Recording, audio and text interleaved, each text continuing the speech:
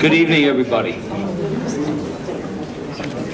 I'm Bob Demento, Board Chair of the Library Company. I'd like to welcome everybody to the 283rd Annual Meeting. I think we all realize this is a momentous occasion in the life of the storied institution.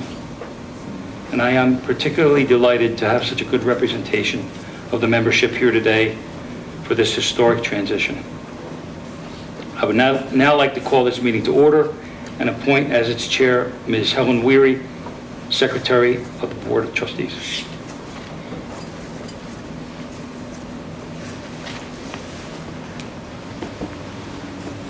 Thank you, Bob, and good evening, everyone. There is a quorum present. 1/4 of the membership is present either in person or by proxy.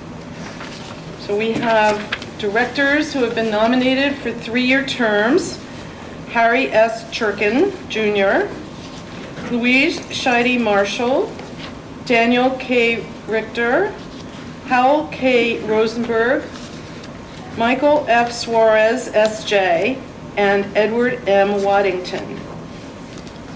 There are no additional names were placed in nomination by the membership, and the nominations are therefore closed. I would like to have a show of hands of shareholders present who did not return their proxy cards. Those in favor of the slate, please raise your hand. Thank you. Those opposed, raise your hands if you're opposed. Okay, thank you. So the trustees have been elected. We just had a board meeting, and I would like to read a resolution which was approved by the board unanimously, actually by acclamation, which elected several trustees to emeritus status. Whereas B. Robert Demento, Robert J. Christian, Helen S. Weary, and Davida T. Deutsch have fulfilled the maximum terms as trustees of the Library Company of Philadelphia. And whereas they are required by the bylaws of this institution to step down from the board, and whereas B. Robert Demento has served as a trustee of the Library Company since 2005, vice president from 2010 to 2011, and president from 2011 to 2014, during which time he has introduced the Library Company to numerous valuable new shareholders and patrons, including Pennsylvania Senator Dominic Pileggi, resulting in a $1 million grant award through the Commonwealth's Redevelopment Assistance Capital Program. And whereas Robert J. Christian has served as a trustee of the Library Company since 2005 and as treasurer during that time, and has provided wisdom and leadership in the conscientious stewardship of the institution's endowments. And whereas Helen S. Weary has served as a trustee of the Library Company since 2003, treasurer from 2004 to 2005, and secretary from 2006 to 2014, and has been a continuous source of excellent guidance in matters of finance, management, marketing, and development, including leadership of the 275th Anniversary Committee. And whereas Davida T. Deutsch has served as a trustee of the Library Company since 2001, and been a perpetual source of inspired marketing and advertising initiatives, and an inexhaustible champion for the institution, helping to broker partnerships with a wide variety of corporate sponsors, media representatives, and donors, including connecting the institution with an anonymous donor who gave $2 million and endowed the program in women's history. And whereas these 4 trustees have been unstinting in providing financial support, expertise, and valuable time, fulfilling their commitment to this distinguished institution with utmost passion and dedication, now be it resolved this 20th day of May 2014 that the Board of Trustees of the Library Company expresses its sincere appreciation of and gratitude for the service of B. Robert Demento, Robert J. Christian, Helen S. Weary, and Davida T. Deutsch, and appoints them as trustees emeritus.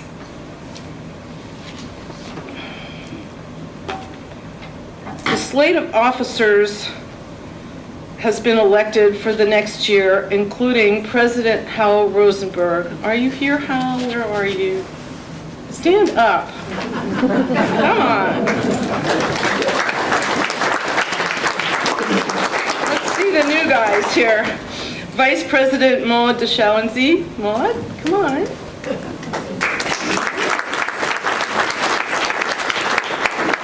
Secretary John Meggs.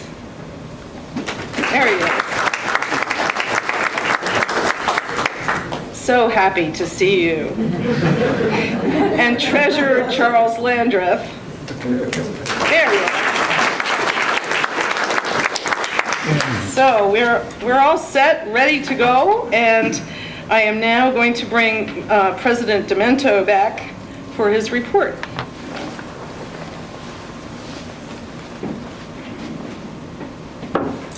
Thank you, Madam Secretary. Of course, the biggest news of 2013 was the announcement that John Van Horn would step down after 29 years as head of the library company, amassing a list of accomplishments that is truly humbling, and about which we will say more shortly.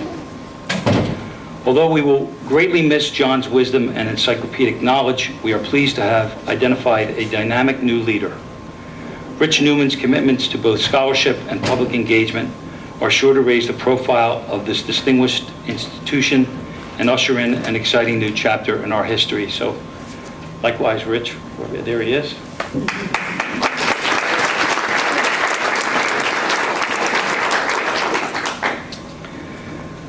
I would like to take this opportunity to thank the search committee, ably chaired by Charlie Landreth, and including with myself, trustees Rebecca Bushnell, Autumn Graves, Martha Morris, and Hal Rosenberg, and curator of printed books, Rachel D'Agostino, for their hard work and diligence in guiding us to this promising outcome. There is no trustee responsibility more central to an institution's success than that of appointing the chief executive. We can collectively enjoy the satisfaction of having acquired ourselves of this important task so successfully.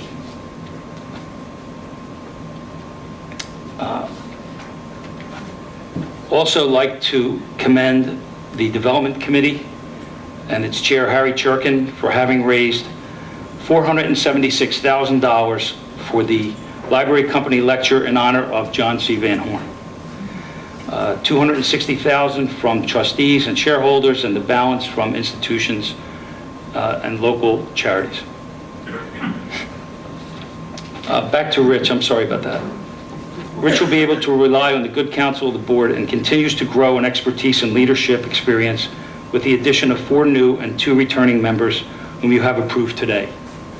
Michael Suarez is head of Rare Book School at the University of Virginia, among many other professional and literary accomplishments. Daniel Richter, a longtime member of the library company and important collaborator, is the Roy F. and Jeanette P. Nichols Professor of American History at the University of Pennsylvania, and the Richard S. Dunn Director of the McNeil Center for Early American Studies. Louise Scheide Marshall, married for 47 years to the late former Assistant Librarian and Trustee Gordon Marshall, and daughter of Trustee Emeritus William Scheide, in recognition of whose generosity this room we are sitting in is named, is a 4th-generation book collector. And Edward Waddington, acknowledged by his peers as one of the country's premier forensic CPAs, is managing director of the Philadelphia firm of Smart Divine. We additionally welcome Harry Churkin back for a 2nd term on the board. Harry chairs the Development Committee and has this year successfully led the effort to fund the John C. Van Horn Lecture Endowment, as I mentioned before. And finally, Emeritus Trustee Hal Rosenberg has agreed to return to active membership on the board and to assume the presidency. Hal served as vice president from 2011 to 2013 and has co-chaired the Development Committee. Rich is fortunate to have the guidance of a board president with extensive institutional knowledge, prominence in city and state legal communities, and a serious scholar and collector of antiquarian books. Additionally, longtime trustees Bob Christian, Helen Weary, Davida Deutsch, and I have been elected to emeritus status, having completed three-year terms on the board. Speaking for all four of us, I want to say how deeply pleased we are to be continuing our involvement with the library company, and that the organization will benefit enormously from the ongoing guidance and support of my colleagues. On a sadder note, we will also be saying goodbye to two trustees who have both gone above and beyond in their service to the library company over the course of their 3-year terms. Ignatius Wang lent his considerable expertise and wisdom as an architect and business leader to the process of planning for renovation of the Carriage House. As chair, he guided the work of the Facilities Committee skillfully and graciously. Autumn Graves, who leaves us to take up a very exciting opportunity as head of school of Girls Preparatory School in Chattanooga, was tireless in her efforts to help the library company refine its strategic vision and raise its public visibility. I would also like to mention a number of outstanding financial contributions received in 2013, which enhanced the critical operating support supplied by the general membership, enabling us to provide the services for which we are renowned in the research library world. First and most significantly, the National Endowment for Humanities in December awarded this institution a $500,000 challenge grant to endow the program in African American history. This is a highly competitive process, and the grant is a testament to the tremendous promise of the program. We will be focused on meeting a 3-to-1 match requirement in the months and years ahead. Getting us off to an excellent start on this task, the Scheide Fund gave a grant of $101,700 that will be designated to match the NEH challenge. The Andrew W. Mellon Foundation made a 4-year grant award of $425,000 to support scholarship in early American history and to develop a pipeline of young scholars from underrepresented backgrounds. This award recognizes our enormous potential to make a lasting, positive contribution to the profession. Trustee and Board Vice President Maud DeShawanse provided support totaling more than $80,000 in 2013, assisting a variety of programs and initiatives, acquisitions in particular. Finally, Nancy and her daughter Theodate Coates, contributed $50,000, continuing their tradition of generous, unrestricted gifts, enabling us to maintain excellence in all our operations. I would now like to present a brief sample of the many remarkable additions made to our collection in 2013 through both gift and purchase.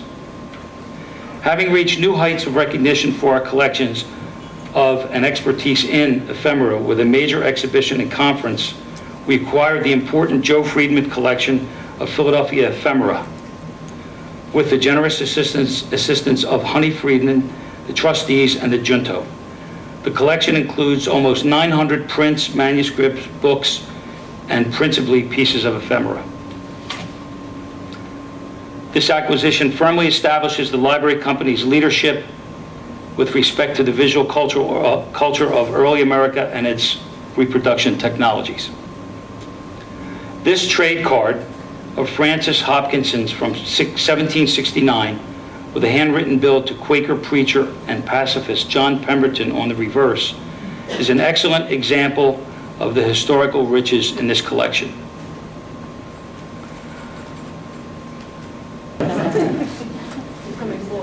Promotional pamphlet from 1878 for the North Philadelphia phosphate manufacturer M.L. Shoemaker and Company, printed by Philadelphia commercial printers Burke and McFettridge. It is a jewel of Victorian advertising. 2013 saw the creation of the program in women's history with an endowment from an anonymous donor in honor of Davida T. Deutsch, augmenting the already generous funding for the women's history acquisitions from Mrs. Deutsch and making it possible to acquire some gems that nicely complement existing collections. We continue to acquire prints depicting American presidents and their families in domestic settings. One of our favorites is this 1864 mezzotint of the Washington family engraved by Philadelphian William Sartain, based on a 1796 painting by Edward Savage. In the upper right-hand corner, There is a servant, and if anyone can identify him by name, they get a prize later on in the lecture. So does anybody know who that is? And we vetted it. Anybody that doesn't do this for a living.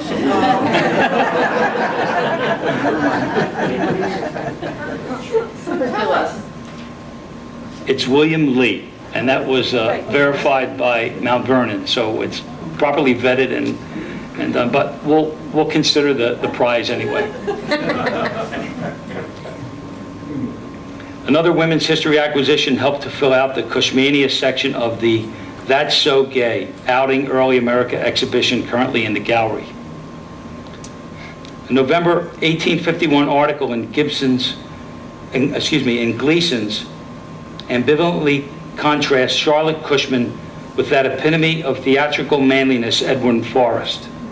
An enlarged reproduction of this caricature of her in her signature role as Romeo hangs on the gallery's south wall. Our African American History Acquisitions Fund, which is being built up through the NEH Challenge Grant, also received major contributions from Davida Deutsch in 2013. This lithograph by Edward Clay from 1830 lampoons the efforts of a poor African American couple to appear respectable and sophisticated when in public. It adds to our already expansive holdings of the Life in Philadelphia series, which, despite racist intentions, document the social and economic gains made by Northern blacks. This miniature anti-slavery gift book from 1836, The Fountain for Every Day in the Year, edited by abolitionist and author Lydia Maria Child, was intended for a largely female audience. It contains a daily selection of anti-slavery Bible verses paired with quotations from contemporary abolitionists. Last year, we also received from famed collector and library company trustee emeritus Michael Zinman a collection of constitutions governing documents from an amusingly wide range of constituencies. This particular 1978 Constitution for the Porky's River Rats Social Club specifies that, quote, all members going into military service shall be exempt from paying dues until they return. A somewhat more sublime gift from trustee Clarence Wolf is this etching by distinguished 19th century Philadelphia artist, engraver, etcher, and lithographer Augustus Koellner, created in 1844. Our print is entitled simply The Elms, but a Koellner watercolor in the collection of the Free Library of Philadelphia suggests Laurel Hill as a location. The print department was also thrilled to receive as a gift of Robert Staples and Barbara Foz Charles this dramatic, nearly 3x4 foot advertisement for Hagar and Campbell's Dime Museum from 1883. Cincinnati's Strobridge Company, the printers, specialized in circus posters, and this broadside certainly captures the circus-like spectacle of the late 19th century Dime Museum.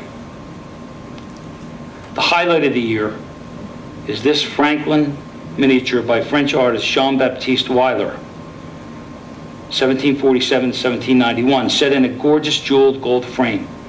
Painted as part of a series of portraits of memorable men, this miniature, found in London by Davida Deutsch and purchased through the generosity of the trustees, is permanently on view in a new display of Frankliniana at the north end of the Logan Room.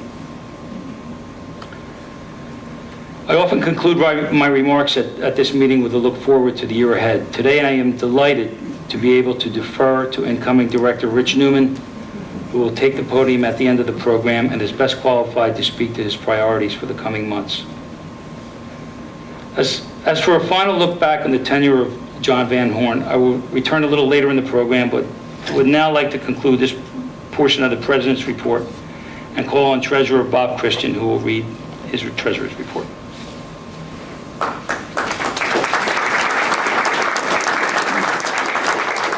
And Jay, you do get the prize. It's initiation into the Porky's River Rats.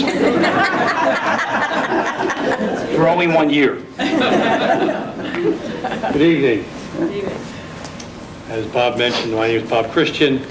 I'm a trustee of the library company, and for the past year I've served as the treasurer. I am pleased to report that the financial condition of the library is good. Our operating budget last year totaled $2.6 million, exclusive of major capital projects, and about $1.6 million of that was provided by the endowment. The remaining $1 million came from other sources of income, such as grants, gifts from foundations, government agencies, individual donors, dues, etc. So as you can see, we are heavily dependent upon our endowment for financial support, which brings forth the second major responsibility that I have, which is as chairman of the investment committee. It is the committee's responsibility to oversee the endowment, and in that regard, we must walk a fine line. A policy that would lead to aggressive investments would have been wonderful over the past 3 years, but it would have been pretty horrific in the years 2007 to 2009. So we have adopted a rather conservative approach toward our endowment, that we keep 3 years worth of operating expenses, library company operating expenses, in safe and secure investments.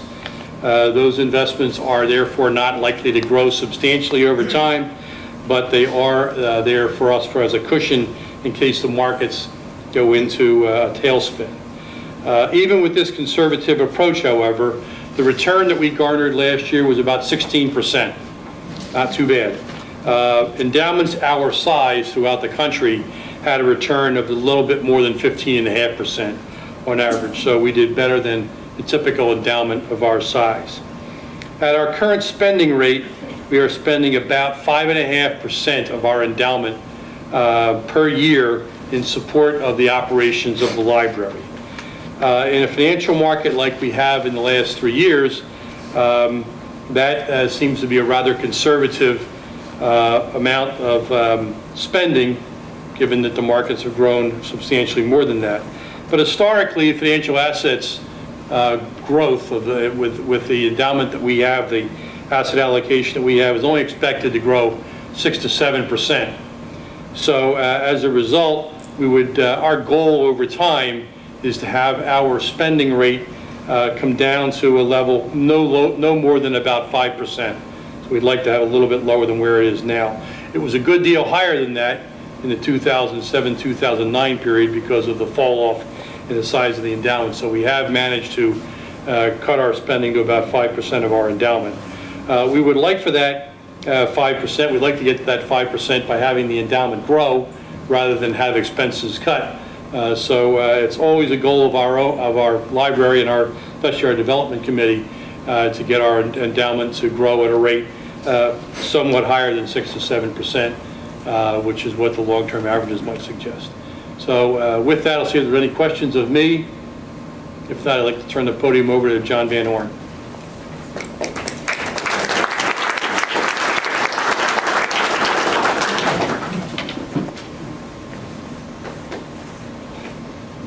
Thank you, Bob.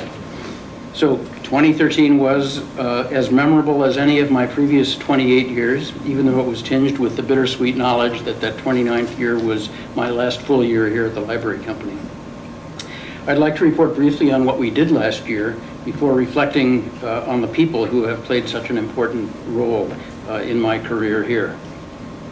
Last year, our digitization efforts continued apace. The Redex Newsbank Company carried on with its project to digitize more than 12,000 books and pamphlets and broadsides in our African Americana collection. We now have 2 scanning technicians on site working on this project, which will carry on for another couple of years. But when it's finished, one of the most comprehensive collections in the nation will be fully word searchable.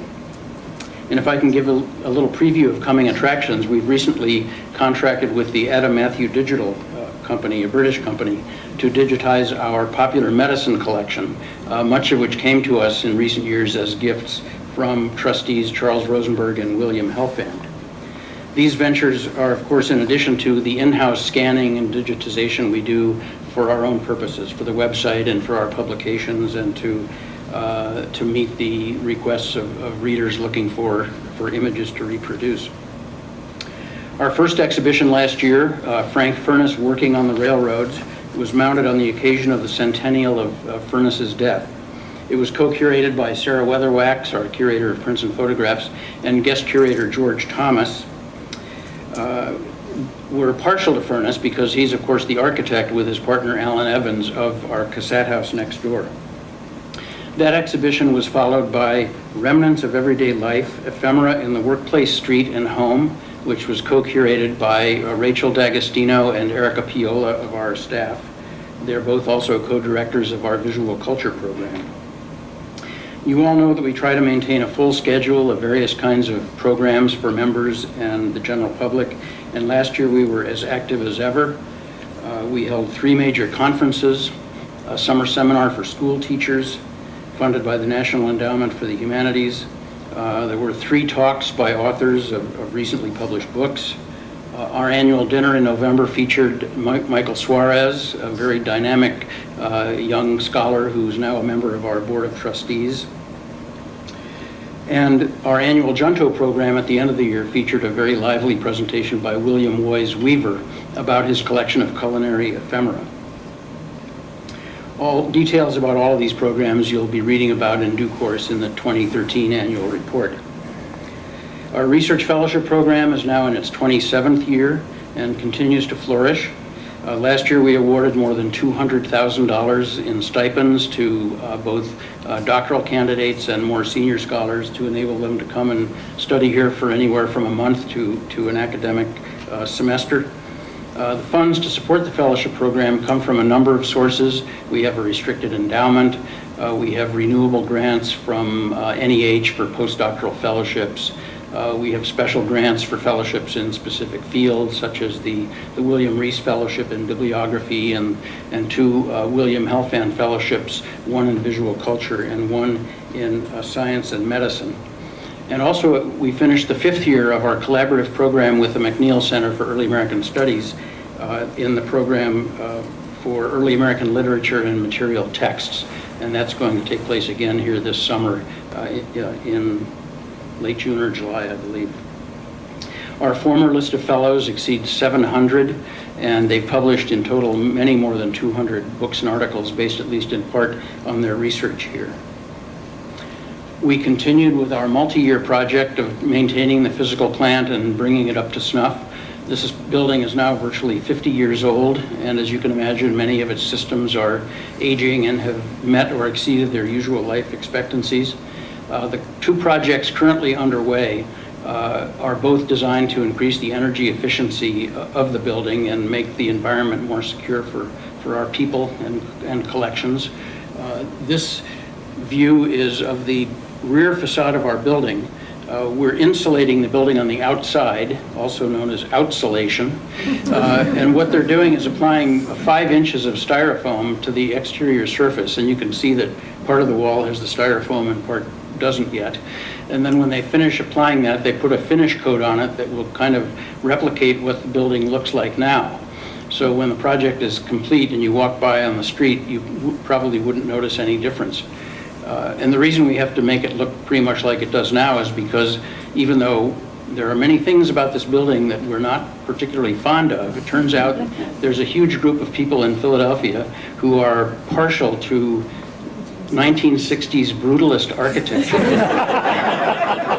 and think that this building is very significant. So people in Harrisburg at the Office of the State Historic Preservation Officer are closely scrutinizing our plans for this project, making sure that we don't do violence to this wonderful building.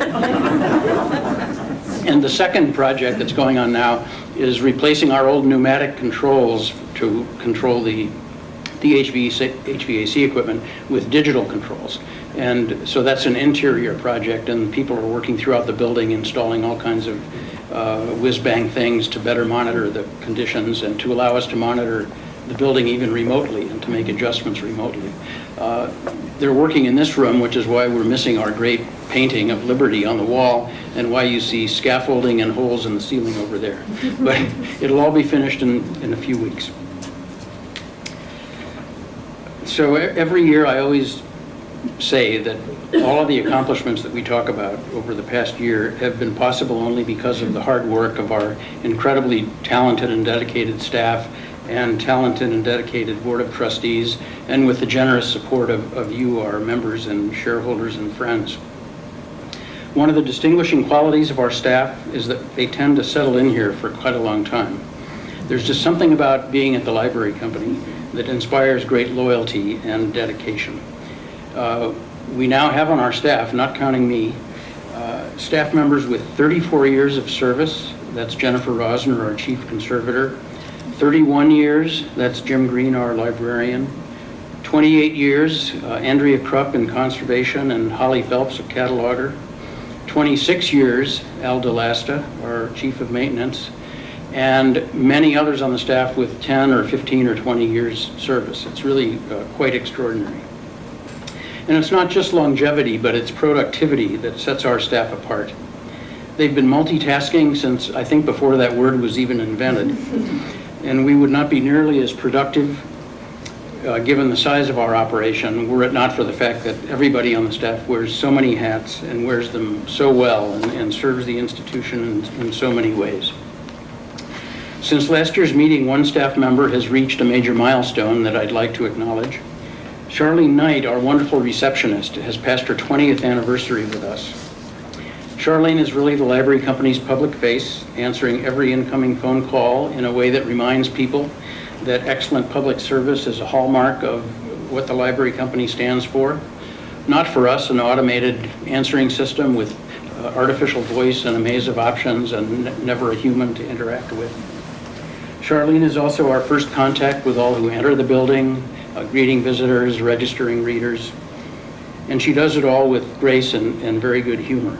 So I'm pleased to recognize Charlene's 20th anniversary with us with a gift certificate that will enable her to take her family to dinner at a restaurant that she says she's always been wanting to visit, and that's McCormick and Schmick's. So is Charlene handy?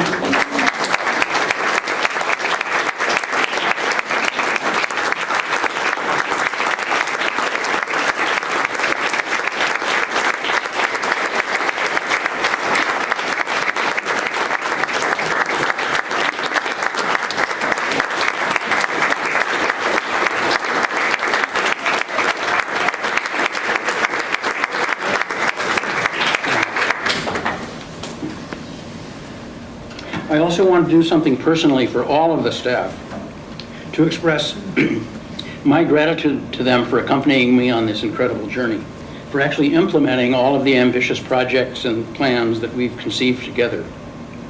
It is the staff that through all these years has cataloged and conserved the collections, curated the exhibitions, administered the programs, maintained the physical plant, and brought us into the new worlds that technology has opened for us. Our staff is highly professional, but in order to stay at the top of their game, they must be able to take advantage of opportunities for professional development, whether it's taking a course at Rare Book School or attending an important conference or seminar. The library company has always allocated some resources for these opportunities, but there never seems to be enough. And I know from the reports that the staff submits following their participation in these programs that our investment is returned manyfold as the staff comes back with new skills and new expertise, and they're able to enhance their productivity and bring new insights to their colleagues and do a better job for the library company. So in order to supplement the institutional funds we have available, I will be contributing $5,000 to this purpose so that in the next year or two, more staff members than usual can hone their skills and learn new ones and bring that experience back to the great advantage of the library company. So thank you so much.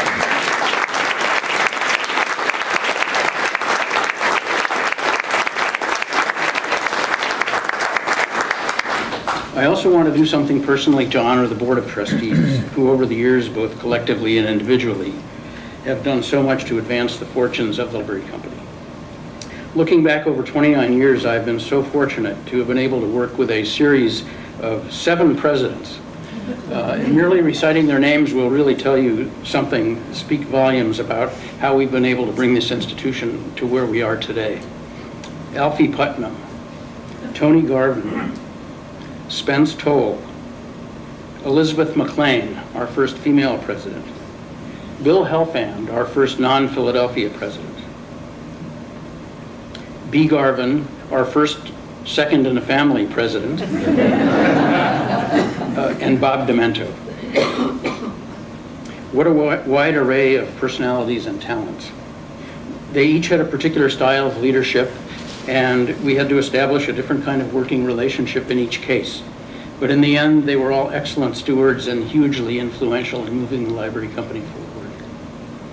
You heard from our secretary the resolution the board has just passed naming 4 of our trustees to emeritus status. But that resolution cannot adequately express what I feel about their service to the library company. Helen Weary has been more than just our treasurer, secretary, and chair of our 275th anniversary events in 2006. She has been a pillar of support for more than 10 years in any number of areas and has been a tireless advocate for the library company. Bob Christian has been treasurer since the day he joined the board in 2005 and has guided the library company's finances with a steady hand through up and down markets, seeing it through to its current all-time high. Davida Deutsch, what can I say about her indefatigable efforts to promote the well-being of the library company and to bring our name to greater public prominence? Among her initiatives were a series of ads in the New Yorker, a special issue of the magazine Antiques that was devoted to the library company back in the year of our 275th, collaborations with Swan Galleries in New York, articles in the New York Times, and now banners on the light poles on Locust Street and 13th Street and Broad advertising our current exhibition. And all of those efforts, of course, were independent of her securing significant gifts for the library company that helped us acquire the building behind us for future space expansion and also to endow the program in women's history. And that brings me to our final emeritus trustee, Bob Demento, with whom I have worked so closely for the past 3 years. Bob is pretty much sui generis. He is well-read and curious, a serious collector of American prints and books, and genuinely interested in other people. Bob is a terrific networker and matchmaker in the best senses of those words. He'll never fail to introduce you to someone he thinks you need to know, and invariably it turns out that he was right. His ability to think outside the box and make connections has greatly enriched the library company through the introductions he's made to people who have become very active members and trustees and donors. And now Bob is one of my closest friends, so I can say unequivocally that both my professional life at the library company and my personal life have been greatly enriched by knowing him. It has been something of a tradition here to recognize outgoing presidents with a gift, to recognize their service and to express our gratitude and esteem. With the help of trustee and Bob's good friend Clarence Wolf, who unfortunately couldn't be here today, we have acquired for Bob a first edition of James Mease's Picture of Philadelphia, 1811. That's the title page. This is a beautiful book, and it's been beautifully boxed by our talented conservators. Mease's Picture of Philadelphia is kind of a tour d'horizon of the city, its history, its people, and its institutions. In fact, there's even a section on the library company, and I want to read you one quote because it kind of captures, I think, what we were all about in 1811 and what we're still all about. He relates that Franklin and the first subscribers formed the library upon principles the best calculated to disseminate knowledge. A spirit of literary improvements made its way among all classes of people. And then he says that Franklin's philanthropy was gratified as well by placing the books into the hands of the opulent, as well as among those middling Philadelphians, to whom it renders a more substantial benefit. So we're very pleased to present this book to Bob with our profound thanks for his service. James Mease, Picture of Philadelphia.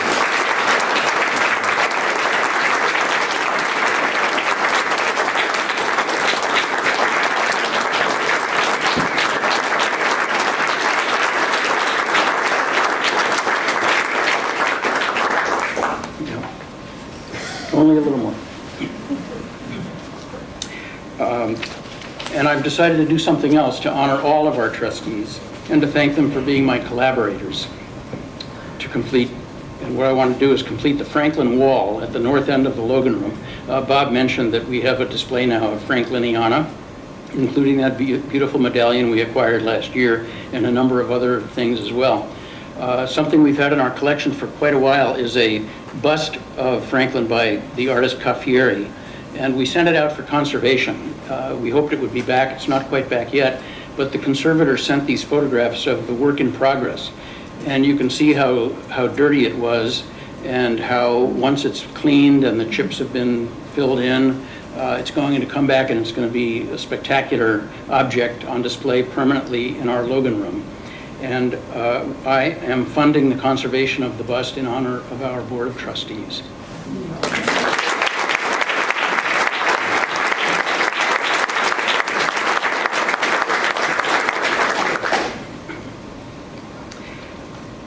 Before closing, I'd like to ask you all to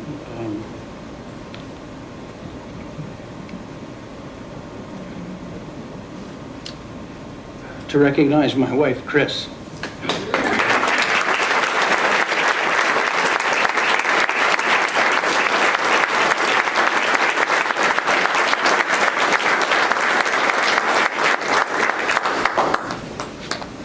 She's been my partner in this work since the beginning, and I've said I couldn't have done this job as well or at all without the support of the staff and the board and the membership, but I couldn't have done it without Chris either.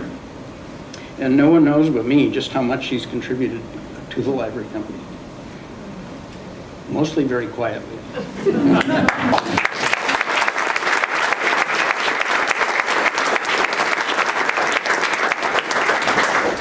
That concludes the director's report. Madam Secretary. Thank you very much.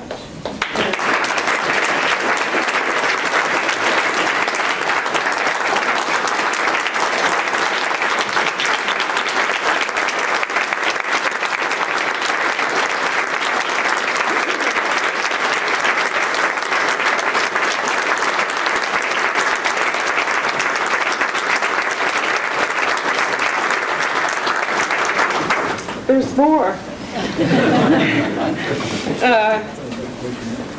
Is your box of Kleenex around? Anyway, Mr. Demento is going to speak again. Please. It's okay. I was only joking. Kleenex, anyone? Thank you, Madam Secretary. And John, congratulations again.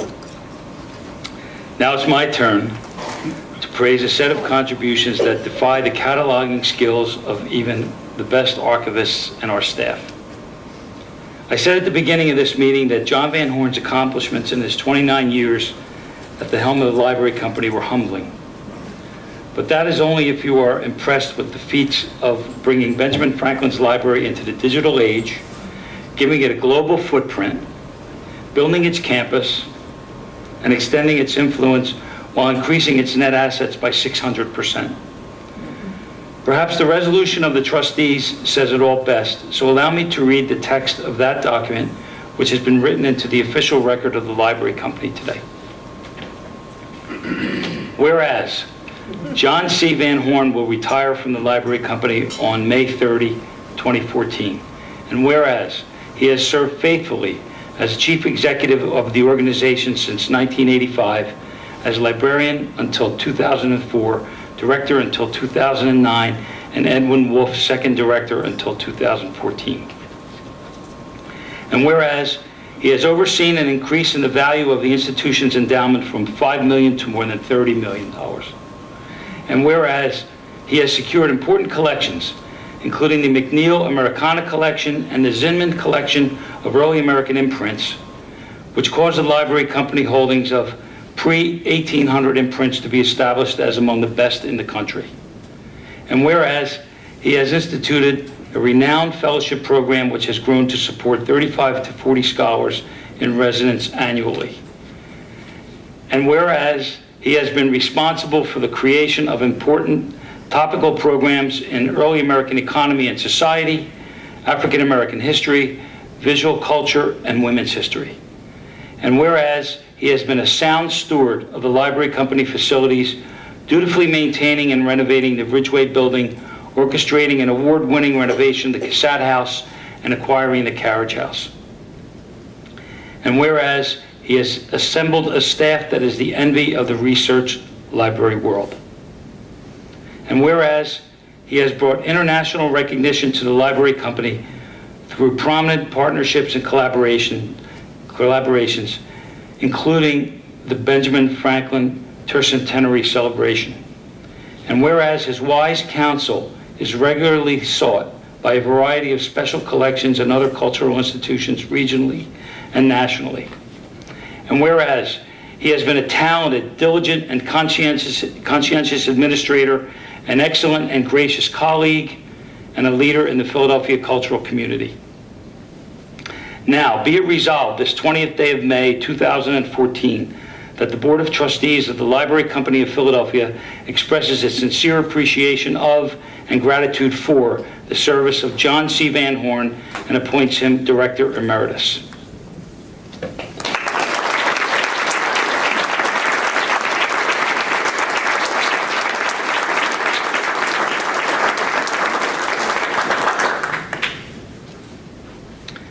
I would now like to unveil for the membership the official portrait of John by the photographer James Abbott, originally commissioned by the Greater Philadelphia Cultural Alliance for their portfolio publication.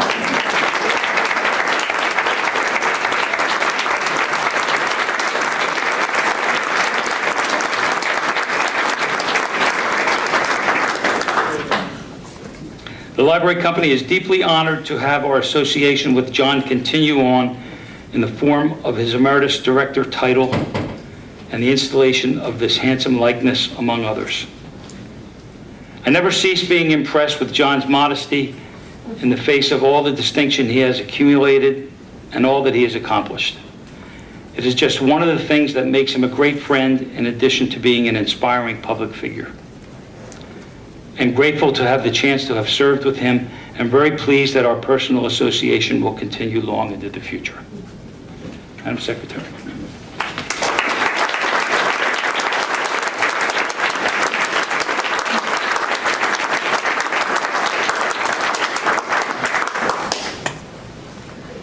Now,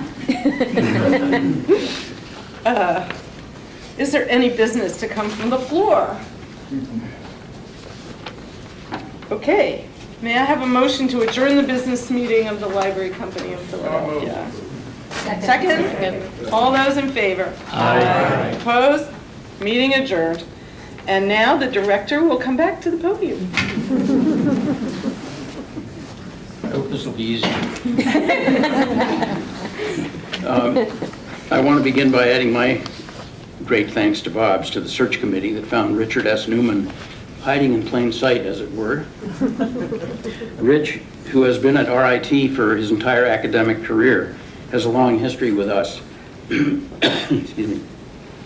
On several occasions, he has led NEH-funded seminars for school teachers on abolitionism. He has published a biography of Philadelphia's Richard Allen, the first bishop of the AME Church. He served as a consultant to Philadelphia institutions, including the Historical Society of Pennsylvania and Independence National Historical Park.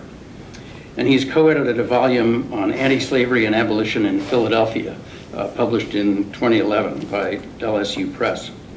He also has a book forthcoming from Oxford University Press on Love Canal and the American Dream, 500 Years at America's Most Notorious Environmental Place. So you might think that given all this, we would have just hired Rich without going through the laborious search process. But we didn't do that. But it was certainly gratifying to see how he came up through the ranks and came out head and shoulders above the other people in the applicant pool over the course of that process and emerged with the prize. So I have immense confidence in Rich's leadership abilities, and I know that the future of the Library Company will be very bright in his hands.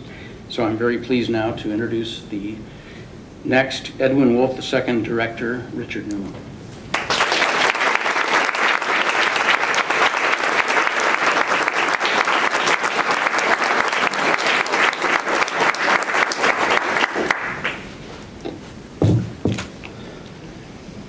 About a year ago, I received a very strange and troubling email when John Van Horn wrote to me that he announced to the board that he was going to be stepping down, and that if I ever wrote or executed a grant at the library company, I'd have to work with the new director. And his last line was, "Good luck with that!" exclamation point. I go back to that email often because I think there was something really cheeky in it. But I'm delighted and honored to be the person who succeeds John Van Horn. He has been a mentor and a friend. His wise counsel has guided me on more occasions than I can recall. And throughout this transition process, his steady hand has assured me that all will be well. It's daunting to think about taking over a place started by Ben Franklin. It's daunting to add to that the best research staff in the world.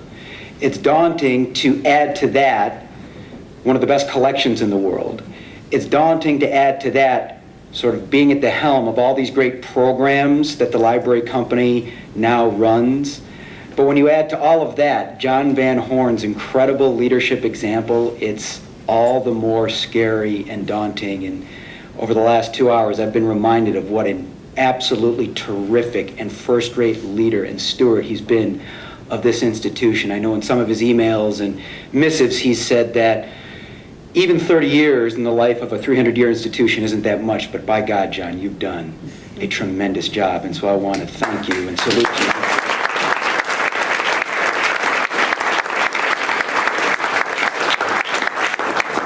Real quickly, because I know Chris Van Horn and I know what a wonderful person she is, I also want to thank her for her wise counsel through the years. Through the transition process, she too has offered really sage advice, including a couple of comments over dinner a month and a half ago that really made me smile when I said, "But what about this, but what about that?" She just looked at me and said, "Oh, you'll be fine." And I've thought about that a lot of times. So thank you too, Chris Van Horn, for all you've done. I really appreciate it.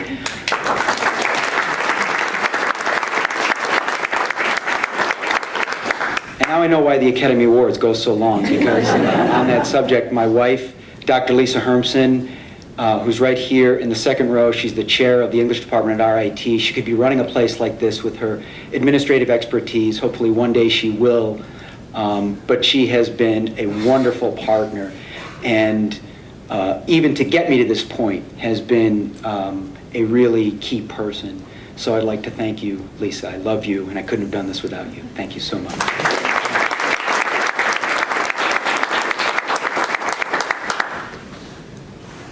When you go through this interview process and these search firms vet you, they have a way of talking about a place that distills it down to a kind of abstract entity. They kept referring to this as the asset. The asset. The library company is an asset that has X, Y, and Z. The library company has a collection that's renowned, but it's ultimately an asset. And they never get out of this language. So when I talked to the wonderful search team person a couple months ago about the transition, he said, "Remember, Rich, the asset is the most important thing." Over the last couple of weeks, I'm again reminded that this asset is really about people. It's about Franklin and the people who started the library company's vision of empowering folks through information. Again, the best staff. I've learned that it's the best and most caring board in the world, and it's got an incredible group of shareholders. I really look forward to working with you all and keeping the asset, meaning the people who run the collections, who make this a great place to work, vibrant and meaningful in the future. This is something that I could easily sort of go on about, but there was an incident about a month ago at a conference on the future of book history at UCLA that I was invited to speak at that really kind of brought this home to me. The person who announced it had a fellowship here. He introduced me by saying the library company is this wonderful place. Rich Newman will soon be replacing John Van Horn. I thought he would end there. And then he stopped and he said, "And by the way, the library company is just the best place in the world. It's a scholar's dream." And I thought, I have never in all my years of going to conferences heard anyone introduce someone else by talking about the institution they were going to work at like that. And so again, I think that's cheering news for all of us. The asset is you. And we all are in the business of keeping this place vibrant and special and meaningful to scholars. And so I will talk just a little bit about what brought me here. I'm not going to keep us too long, but as easy it would be to look back, I know from talking to John over the last weeks and months that the thing that cheers him most is the future. So for all of us, the best way to carry John Van Horn's stewardship example into the future is by rededicating ourselves to what he has done in the past and the ways that it shapes what we're doing in the future. That means outreach. That means digitization. That means making sure we support all of the programs that he has helped create. For me, of course, the program in African American history is special. I think it's unique in the world. We have a challenge grant opportunity right now. I know that there will be many missives sent out through the good graces of our amazing development person, Molly Roth. But there is a deadline, and that deadline will fast approach. And I know that John would want nothing more than to see that deadline met, to see us move forward with the program in African American history, because any time you have something like this that's out there for challenge grant money, I think it's a point of honor. And I do not want to let John down by saying in late July that we didn't meet this goal. So I'm going to need your help, and I hope you'll all join me in honoring John by raising money for that. Real quickly, I think I'm here because I'm sort of library company family. But what that really means is that I imbibed what the library company was, what it is, and what it could be. And so I said in the search process, I've said to the Board of Trustees that my vision for the library company's future is rooted in its past. It's about empowering new generations of scholars and researchers to the wonders that is the library company. Now, that's not an easy task. We can do that through digital means. We can do that through programmatic outreach. We can get new groups of quote-unquote researchers in here, from undergraduates to even high school teachers and students. That's a different way of looking at a research library, but I think it's an important way of moving this library into the 21st century. A couple of weeks ago, I got a call from a search firm who was running the search for the Boston Athenaeum. And they sent me all of the same things that the library search firm sent me. And I thought, wow, this is a great gambit. I haven't even taken over at the library company, and already they want to hire me at the Athenaeum, right? You just kind of go from position to position. It didn't actually work that way. They knew I was incoming, but they wanted my perspective because their search hit a rough patch at the Athenaeum. Like the library company, they have a group of dedicated shareholders. They have a really sound endowment. They have people who care about the collections, but moving that asset into the 21st century is rather difficult. So their search kind of hit a dead end, and they're relaunching it, and they wanted to know what to do. And so they're reaching out to a much broader group of people. And so I got to thinking again about some of the things that will define my mission. And it gets back to some of the things I said to you, and I think other libraries are doing this too. Empowerment, outreach, getting new people in, making sure that we maintain what we do well. One more anecdote I think will show you where we can go with that. In early June, a group of New York City middle school kids will be traveling to Philadelphia from an academy that a former NEH Abolitionist Movement Seminar Fellow teaches at. And this is a school that is dedicated to largely underprivileged kids. It's about leadership, it's about empowerment, and they're taking these summer field trips to historic places. And he called me up about a month ago and he said, I want to come back to Philadelphia and retrace some of the steps that we did in the seminar. We brought them out into the community. We had the teachers from around the country come in, work with Crystal and Connie and Linda and all the great people here. And this changed this teacher's life. He found a document by runaway slave William Parker that has since become a kind of totem in his life. He talked about this document at a national conference in Richmond dedicated to the history of emancipation. He talks about this document in the library company in New York City.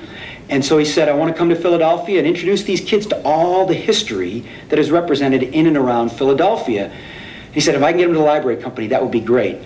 Now, to show you that I've already learned as a leader, I said, who is this group and how big are they? And he said, well, it's going to be about 60 eighth graders. And I thought about the things that the staff has told me, and I said, well, it's really interesting. The library company's full booked up that day, so we can't get you here.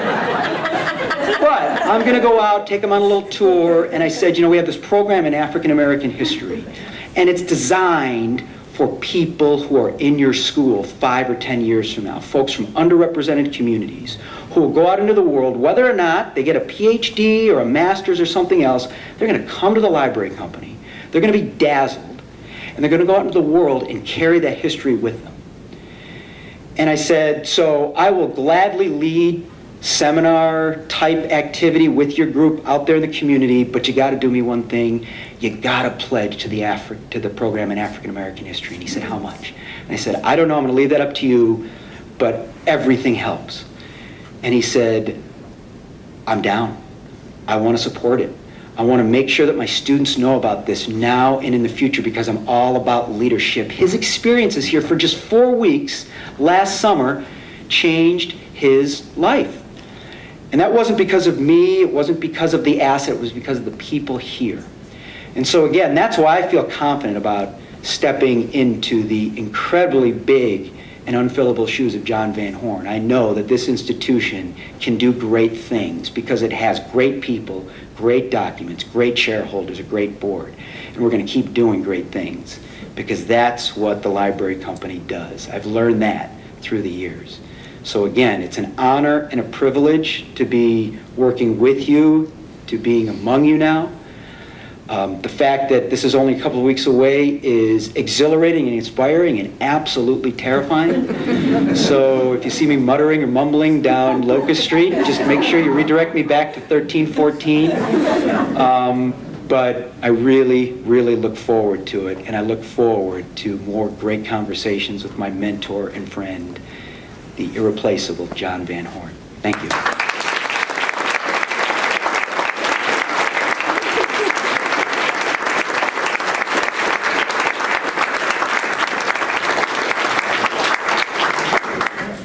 It's time for a drink. We've got them back there in the Logan Room. You can look at our new acquisitions, the beautiful medallion and other things, and have a chance to talk to John and to Chris and to Rich and his wife. And thank you all for coming. Have a nice evening.